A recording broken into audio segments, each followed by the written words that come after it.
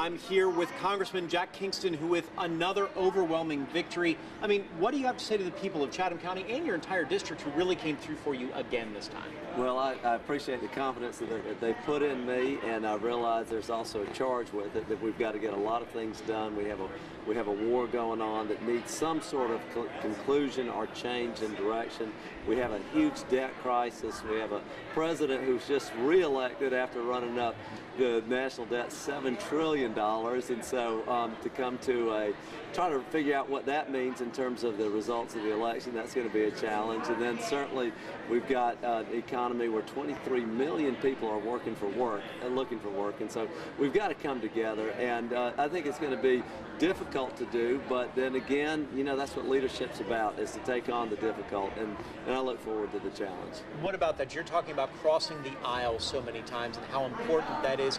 You're going to have to work with a president and a Democratic Senate right now, too. Yes, and so I think we're going to get almost a little bit of the same thing we have been having, which is split government, which the American people have endorsed tonight.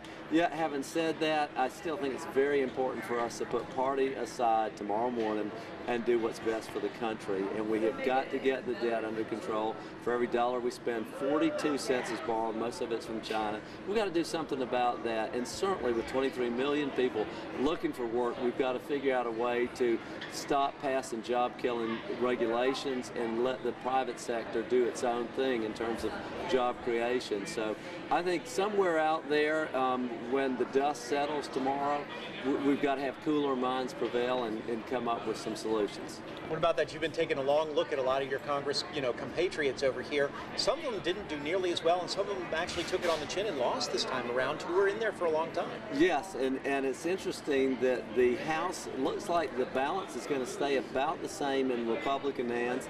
The Senate is going to stay in the Democrats' hands, and certainly the White House. So, at one hand, you get from the American people, look, we've got to have a change, and then on the other hand, there's a strong endorsement of the status quo, which is what happened tonight. So, I think we'll get through it, but because there's a lot of wisdom in the American people, but we will have to stick with our principles of letting the private sector lead in terms of job creation, and then saying that the U.S. government has to live within its means, just like every household in America. Can a Republican House work with this Democratic president? I think we've done it in the past. If you look at the deal on the debt ceiling or the extension of the Bush tax cuts, which both times John Boehner and Barack Obama came together on, I think we can get there.